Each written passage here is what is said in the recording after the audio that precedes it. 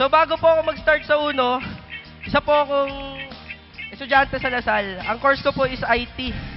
Sobrang ako po kasi yung tipo ng estudyante na hindi pumapasok, na gago-gago lang yan. Ang dami ko yung mga tropa ko. Nung nag-third year ako, na-invite po ako ng professor ko sa Lasal.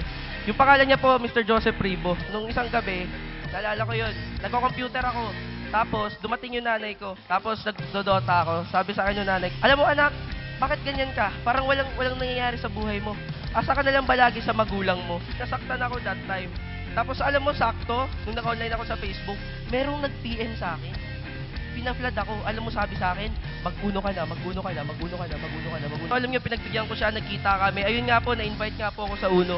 Nung na-invite ako sa uno, yun, nilatagan ako. Alam niyo, nabaliw ako. Kinabukasan, sumali po ako kagad. Nag-start ako sa uno, September 9, 2012. Nung nag-start ako sa uno, syempre, sobrang hirap ng challenges. Kasi bakit? Kasi nga, gagaling nga ako sa yung background ko. Parang, ako yung estudyante na hindi mabilis paniwalaan ng tao. Sa lahat ng tropa ko, sa buong Lasal, iisang tao lang po yung naniwala sa akin. Yung kaklase ko po na yun.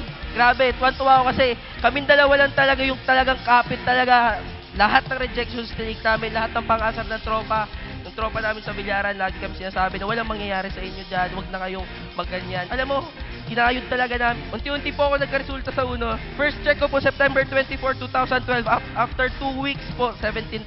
After 1 week, 5,000. After 1 week, 5,000 ulit. In short, in 1 month time ko po, first check ko sa uno. First month ko, 27,000. Second check ko, 20,000. Noong December, kumita ako ng 90,000. Alam mo, tinuloy-tuloy ko lang. Alam mo, hindi ako naniwala sa mga negative. Alam mo nangyari, pagdating ng December, nakabili po ako brand new Mazda CX-5. Alam mo yung best part dyan? Dati po, nagko-commute lang ako. Dati po, pag kumakain po kami na magtotropa, ako po may potluck, may dala akong baon. Ngayon, nakakotse na po ako. Alam mo yung pakiramdam na 19 years old ka pa lang, may ganyan ka na. Sumay ko po, 37,000, 1 week po yan, January 1 to January 7. Diyan po ako tumira sa Ohana, DMCI po yan, condominium sa Alabang. Tapos, alam nyo, ako lang mag-isa dyan. Diyan po ako natuto mamuhay mag-isa.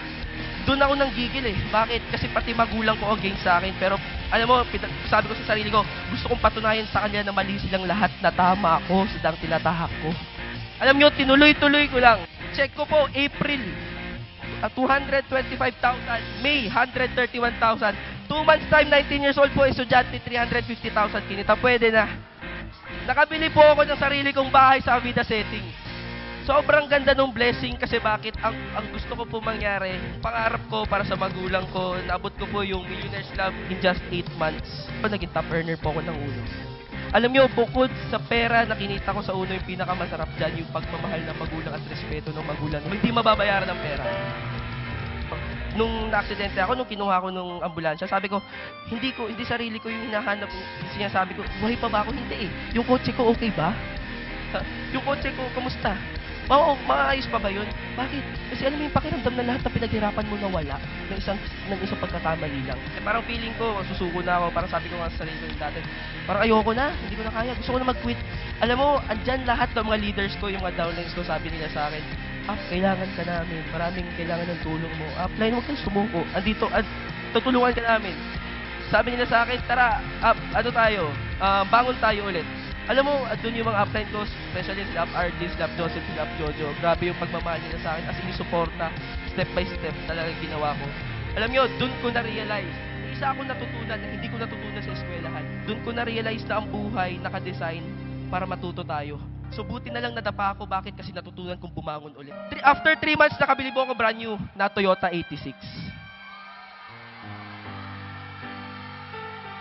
Alam mo yung pakiramdam nang nasa Toyota ako, hinahanap sa akin yung nanay ko, magulang ko, kung sino daw ba yung Rostata na nakabili niyan. Sabi ko, ako po yun. Nagulat sila, bata ako. Alam mo, ang sarap sa pakiramdam na bumibili ka ng sasakyan sa kasa, na hindi akalain na yung edad na yan, pwede palang bumili ng ganyang klaseng sasakyan. Kung sumuko ako, nung natumba ako dati, siguro walang Alden Rostata nagsasalita sa harapan nyo ngayon. September 9, 2012 ako nag-start sa uno. Nakuha ko yung sasakyan ko September 12, 2013. Kung titingnan mo, 1 year. Yan po ang resulta ng estudyanteng to. Pwede na. Kaya nga, sa lahat ng estudyante dito, sinasabi ko sa inyo, huwag kayong huminto mangarap. Bakit? Kasi ako na po nasasalita sa harapan niyo, sasabi lahat po posible. Bakit ako nag-uno? Simple lang. Kasi yung magulang ko, ano sabi sa akin? Anak, wala ka bang papatunguhan sa buhay mo? Alam mo, ngayon sinabi ko sa kanila, Mami, ito na po ako.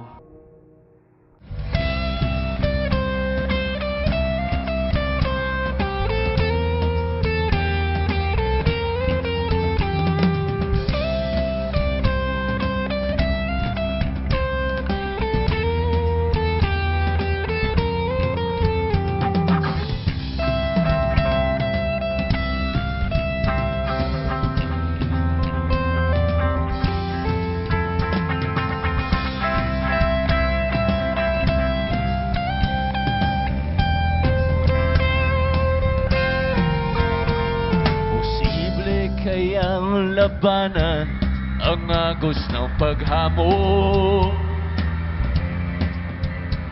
Mabuwal at madapa man, sabay tayo aahon. Posible kayang maburang alilangan sa sarili.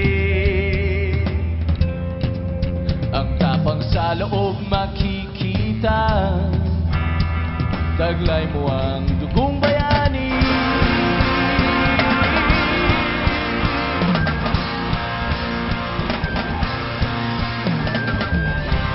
Sulong laban, huwag uurong.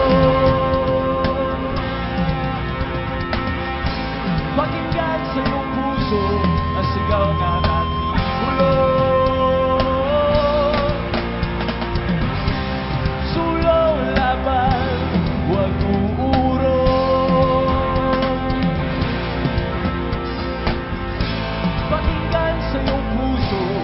Sigaw na dating bulong.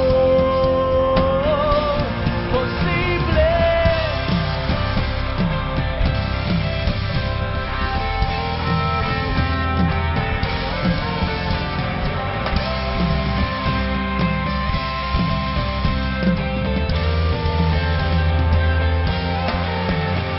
posible kaya matikman tamis ng gintong minimitsi.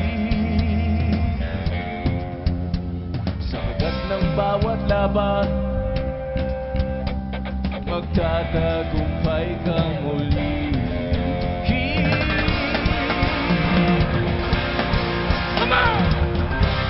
Sulong laban, huwag uurong.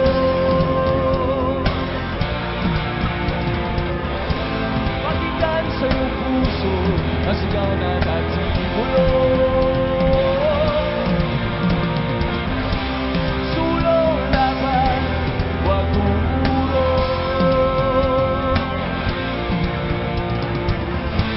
Pakinggan sa iyong puso ang sigaw na natibulong.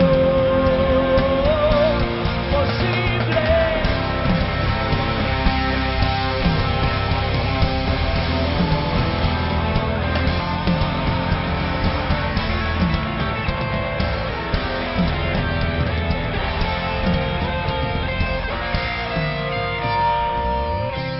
sulong laban, huwag uurong.